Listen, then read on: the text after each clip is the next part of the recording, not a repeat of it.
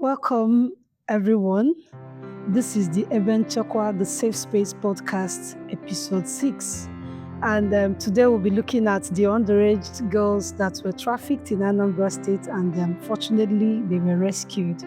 But before we delve into the matter, my name is Nnenna Anozie. I'm a legal practitioner based here in Enugu State and also the mobilization team lead for WABMA. And I have with me in the studio someone so amazing and very dear to us. He's one of the LFCs we've been working with that has been so passionate about issues affecting women and girls. I would let him introduce himself properly. His name is Pastor Lemi Jonathan. We call him the Scribe. And we are glad to have you here, Pastor. Thank you so much. My name is Pastor Lemi Jonathan, the Scribe. I am the director of Save the Child Diamond Foundation. And all of what we do is about protecting children, protecting the girl child, protecting women. And so this particular case study is very important to us. All right, thank you so much. So we're going to be moving. I'm sure you watched episode 5 and you agree with me that we are doing amazing work here in WABMA Foundation.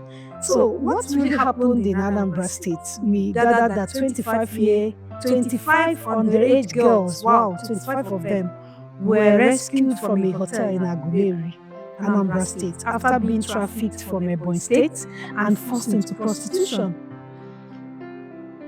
Some of them were as young as 14. It is that bad. They were as young as 14. And of course, they said they were lured with the promise of work and ended up in an exploitative conditions. They were prevented from living and all of that. And that brings us to our discussion today. A 14-year-old child looking for job. She said she was lured into it because she was promised job. And she met herself in that. With other, they said there were 25 of them. So I don't know, as a religious leader, what does this mean to you? Like, what's your reaction, first of all? What's your take on all of this? A young girl looking for a greener pasture and then being exploited. I think, when I heard about the ages of these girls, 14 years, the first thing that came to my mind was on lack of parental control. Because at 14 years, you should be talking about education for the girl child. I know a 14-year-old girl should be an SS1, JS3, and all of that. That for a 14-year-old girl to be looking for a job, that means they have, backstabbed her educational pursuits and probably kept her out of education. That's why she's not looking for a job. At that age, you are still under parental control. Your parents should fend for you, take care of you until you're out of school. So the first error here, the first fault I find with this is parenting. Parenting, yeah, I think you're right. Because, how can you say, I remember how old I was in JS3. I think I was 15 years old. I wasn't thinking of any job. And right now I'm aware that in some states, I think Ebonyi State also, have this free education for secondary schools and primary schools. So I don't think there's any reason a child of 14 should be out of school. Now, let me give you a clue from what I think. I think it's like, it's not like the child of 14 years really want to get a job. Yes. I don't think a child of 14 years, with the way a 14-year-old girl should reason, is not to get a job. A 14-year-old girl would not be thinking of getting a job if her parents have not forced her to go get a job, so that you bring the money and take care of us. Yeah, because we live in a society where the parents feel that these children are my investment. Exactly. If I have trained them up to a certain level, they should start fending for them. And that's why you see some of them hawking on the streets. Some of them with their parents, some of them their parents will be at home and send them away to start hawking. And why could someone not, just get them and deceive them into believing that there's a greener pasture somewhere? And somehow it's because of the fact that those parents themselves never got proper education. Because parents that were properly educated who want their children to be highly educated better than themselves. Now, those parents who felt like, I didn't go to school, so what are you looking at school for? Yes. So go ahead and do something. And again, they don't know that they are destroying the futures of these children. And most parents believe that the boy child could be trained and not the girl child. So they feel like let the boy keep going in school, and then you girl, after all, if you go to school, you come back and become a wife. And that is a wrong mentality that they have. So the girl child needs to be trained, or else why should a parent, have the girl child to go and hawk at that tender age? I mean, it's a misnomer.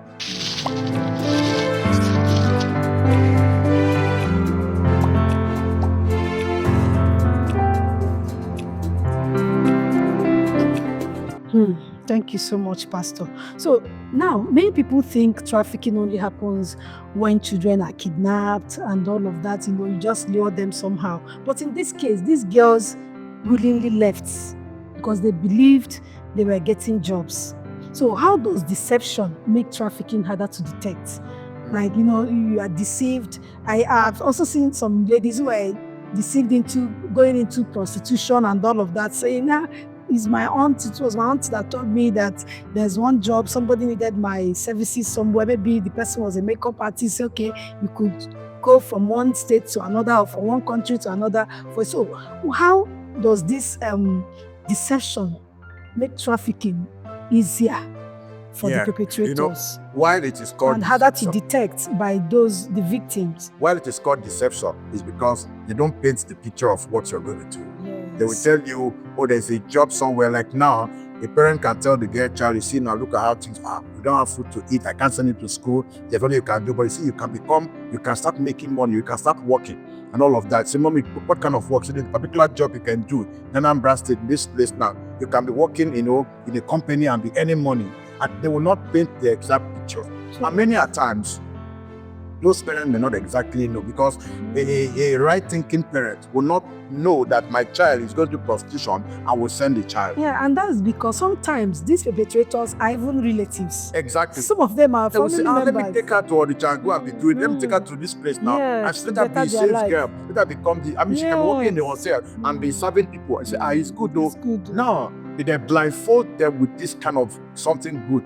And then by the time you now get there, it's like, and most of the times, for those that have phones, they will cut you entirely off from who you can be up to. In fact, there was one survivor that I met, and she said that the worst was that this particular aunt of hers told her never to mention it to anybody. That the society is too bad, so people don't love you and they don't want your progress. Yes. So the moment you just tell them that you're traveling to the township, because she was at that time living in the village, that once you tell them that you're going to the township and they know that your life will be better off, they want to do jazz, they want to, this is your village people thing. So, she hid it from everybody.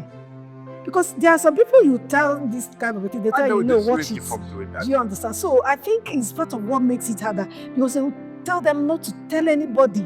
Don't ever, it's a secret. Keep it to yourself until it matures, your life is going to be better. So I mean,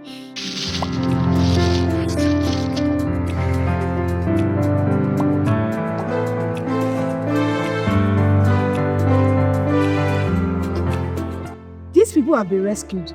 There are still so many people out there who are still being promised jobs.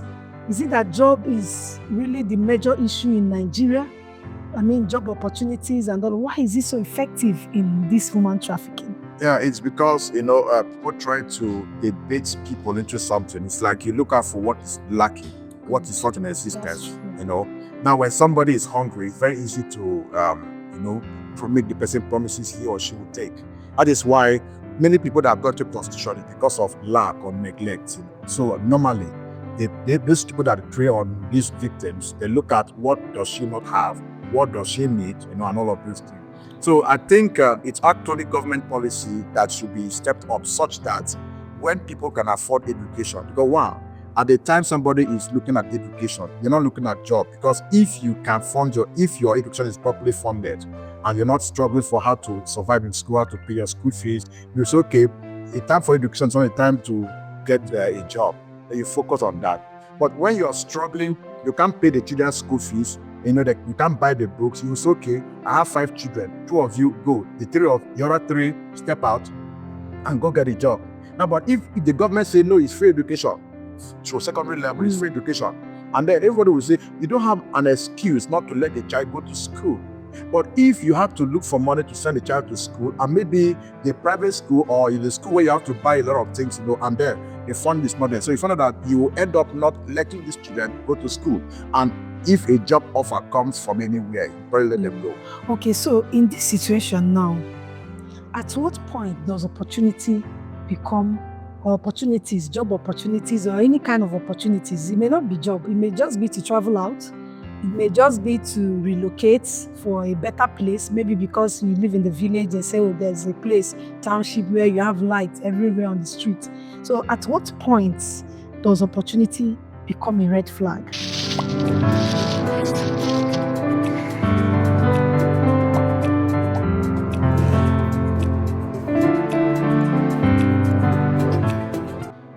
Opportunity becomes the red flag when you are cut off from reporting what happens to somebody you trust. Good. When you are not allowed to report to your parents or somebody you trust, or when the things you do actually cased or covered up on the bottom and you're told don't tell anybody, at that point is a red flag.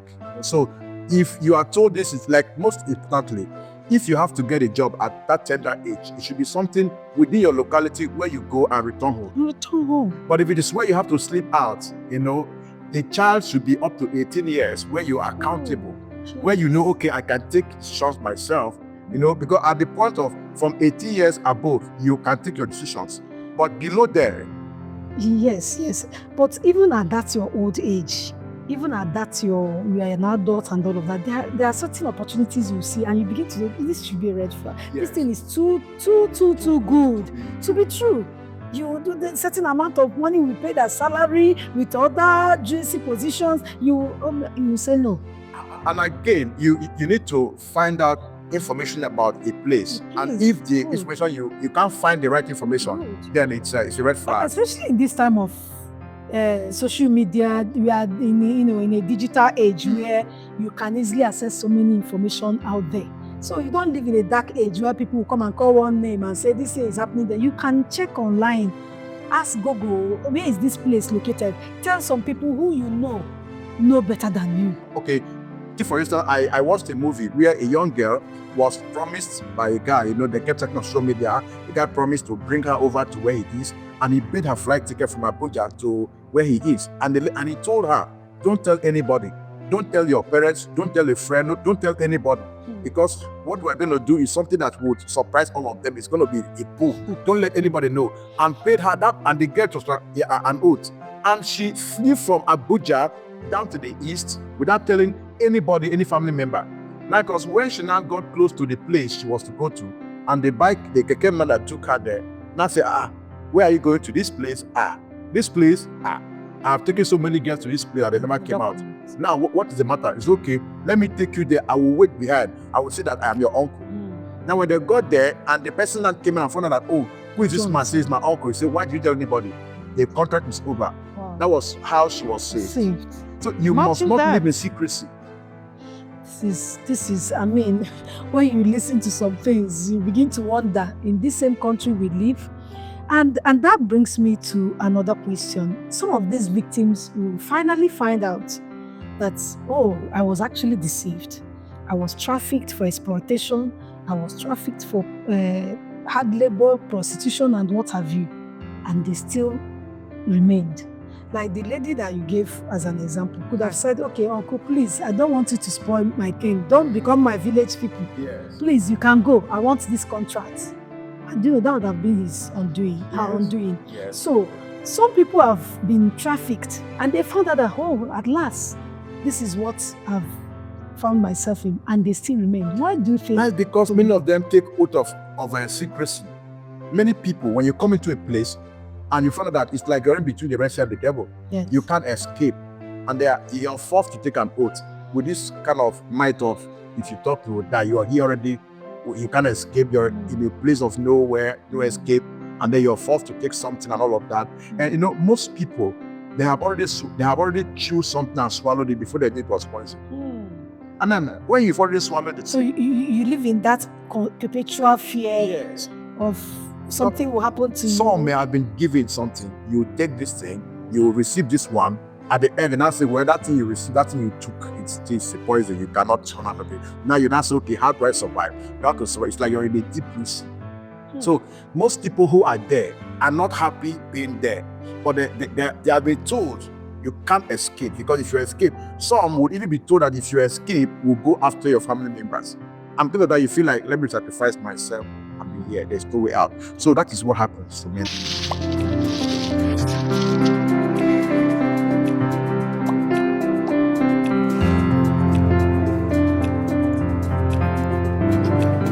Thank you so much. We are still in the Ebenchekwa, the Safe Space podcast.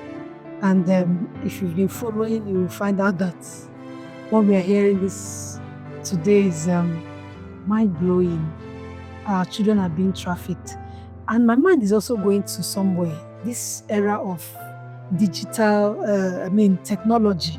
So I'm looking at digital communication. Do you think it increases access to trafficking of minors? Because you find out, I remember during the lockdown, a lot of children got access to phone, tablet, and all of that, and they gained access to internet. Do you think it's also a tool? Is one of the digital communication? Does it have anything to do with giving access to these minors being exposed to their traffickers? Yes, it does. It helps. It has enhanced trafficking, it has enhanced all kinds of vices, because through the phone, a lot of people have been sextorted because of through social media. Now, take for instance, there's a particular story I had about a little boy of about 10 or 11 years, confessing that he was giving information to kidnappers by pretending for 1 full year to be deaf. So he was deaf for 1 full year. So he comes around you.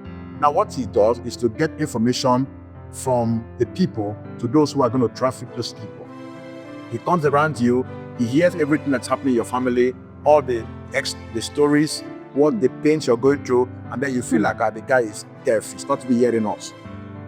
So for 1 full year, he pretended to be deaf.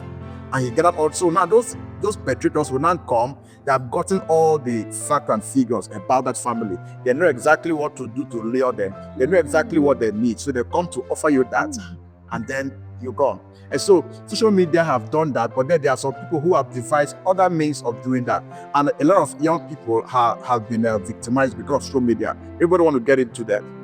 At age 14, 15, a lot of persons, you can't deprive them from having the phones. But how many parents actually understand the danger and how to help them? I told some youths yesterday that your parents are not prying to your privacy because they want to monitor you. They are trying to protect you from making digital footprint in error. Because the things you post, the things you see there can actually come back to you in the future. So when your parents are asking you, who are you chatting with, what are you doing here?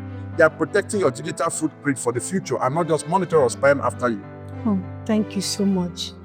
I had a cousin who was also trafficked, and for a long time she hasn't come back. So, and that brings me to what you said at the beginning about parenting. So, what practical conversations do you think parents should be having with their teenage girls or teenage daughters and even sons about grooming, about their life in general, about sex? What kind of conversations do you think they should be having with them? The first thing is that parents should let their children know that it is the responsibilities of the parents to protect and provide for the children, and not the other way around. And if the parents let the children know that if you need anything, like in my house, I tell my children, my teenage children that have phones, you don't ask anybody for recharge card or for data. If you need anything, come to me, because I am the responsibility. Yes. If you need any money for anything, you need anything, come to me, so that you will not start saying, oh, I called this guy in my class to send me data, send me that. No. In the house, I share my data for everybody. Now, by the time parents now make their children to start fending for themselves and for the family, you cannot control them. You cannot even tell them anything. So at the point of being a parent, parenting means protector and also provider. At that point now, you can control. So you cannot control when you don't protect and provide.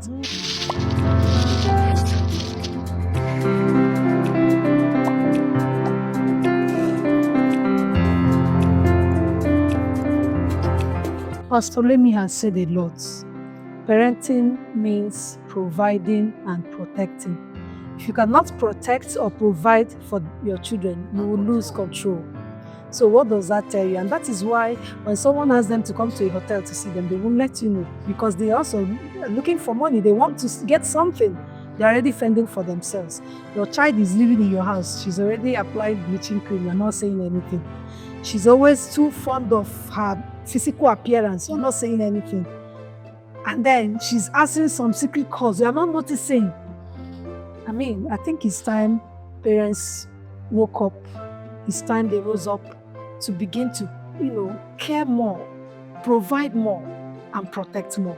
So you need to make the home very comfortable for these children, especially the girl child. The girl child is very vulnerable to rape, all forms of abuse you can think of. And if they are not well handled, they will keep it to themselves. They won't talk. So thank you so much, Pastor Lemmy. I know it's been a very extensive conversation. So, but let's look at accountability. Then in those days, the children belong to the community. Where a child, if you see a child misbehaving on the street, you can flog the child, you can beat the child, scold the child. Yes, they will say it in Igbo. Yes. But now, if you do that, the parents of that child will come after you. Who give you the right? So that is why everybody want to mind their business. Say, mind your business. Most times, do you know that somebody can be in a compound and you hear strange noises in the next compound and you say, let me mind my business. If I stop, they will say, who sent you? Okay, taking it up from there, as a pastor, you have a congregation where this family comes to your church and all of a sudden they come and say, Pastor, Daddy, pray for us. So Amarachi will now be traveling to. Are there sensitive questions that you can ask? Even if it's to, whether it is marriage or anything, is there something you can do to also help in ensuring that these children are protected? There are people who are skilled. What I do, I train other therapists and counselors regularly so they can actually buy or get some of those ideas. Do you know that a girl I had counseled who was sleeping with her father for 12 years, for 9 years, she didn't come to me to tell me, I've been sleeping with my father for 9 years. Somebody told me, this girl, you tell her about this, she will ask this, we'll talk about this, and I'll say, let her come. Then when I called her, I was asking her questions. But from what she was saying, that the intuition within me, the way I think, the Spirit of God, and the way I've been trained, okay, I'll say it's not true. Because I have been trained to get fact from anybody. I was asking, it's not true. This is it. But this is it. Okay, yes. So from there, as a pastor, you get to find out. Now, there was another case that happened just a few months ago, that a girl, a girl alerted me about how another girl is behaving in the class, in the school, how she behaved. I said, okay, I'm coming to the school. I went to the school, met the school authority, I told them, look at who I am. They allowed me, they gave me the vice principal's office, and they brought the girl. I began to ask the girl questions. I found out that the girl was being molested by the uncle she's living with. She's underage. So imagine that. So from there now, I had to alert the parents of the girl. But then I had to alert the parent of the girl, and the parent of the girl said, okay, Pastor, please, we don't want this thing to spoil, to escalate, and destroy that marriage. Let's handle it from family level. And so you see, you can get these things done. Pastor, thank you so much. Time is no longer on our side, but we're very grateful that you came for this podcast. This is still your Ebenchekwa, the Safe Space podcast, episode 6. And you agree with me that it's been amazing with this conversation. Thank you so much, Pastor Lemmy. But before we leave you, just in 1 second, what will be your strong word for people out there watching, both to the parents, the children, young girls, especially? Just one. Parental control is everything. And like I said, without provision and protection, parents cannot control. So for parents to properly control their children, not negative control, positively control their children and make the right impact, you must be ready to protect and provide for them. At that point, you can control. But if you cannot provide, if you are not there to provide and protect them, and you want to control them, they will see your control as rigid, and they would revolt against it. So parents should learn to protect, prevent, and provide for their children so they can have the right control. Wow, wow, wow. Thank you so much, Pastor Lemi Jonathan. It's been amazing talking with you. And don't forget, this is the Ebenchekwa, the Safe Space podcast, episode 6. Thank you. We'll be listening to Pastor Lemi Jonathan describe. And of course, I anchored it. My name is Nenna Noze. Thank you. And watch out for season 7. And of course, you will not regret doing that. Thank you.